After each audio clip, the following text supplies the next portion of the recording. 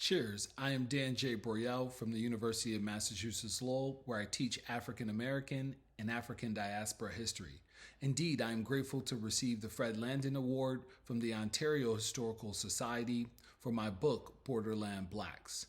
This award is befitting because I've used and admired the work of Landon for years. In fact, I have cited his historical treatments of blacks many times in my work throughout time and space. My book, Borderland Blacks, published by LSU Press in May 2022, explores the struggle of transient blacks who negotiated space for recourse within the crossroads of two contrasting political realms. It asserts that black inhabitants of Rochester, New York, and St. Catharines, Canada West, each possess transnational identities and strategically place themselves near the American-Canadian partition where migration, movement, and interaction occurred. My study is neither uniquely an American story nor separately Canadian, but it unites the nations and people together comprehensively. It involves complex individuals such as Frederick Douglass, Harriet Tubman, Anthony Burns, Hiram Wilson, and a score of common persons who had to negotiate the overlapping worlds of the United States, Canada, Great Britain, and the African diaspora.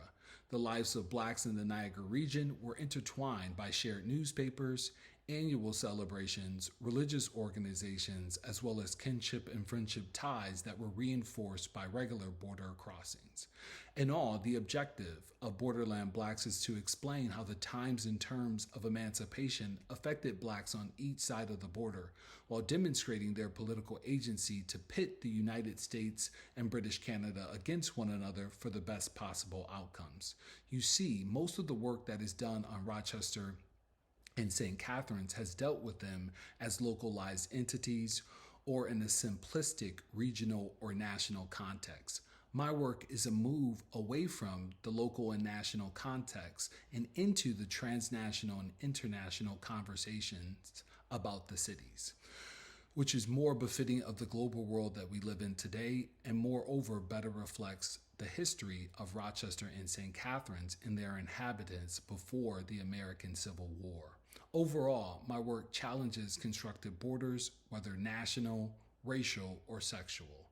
Thanks again for the Fred Landon Award. Grateful. Cheers.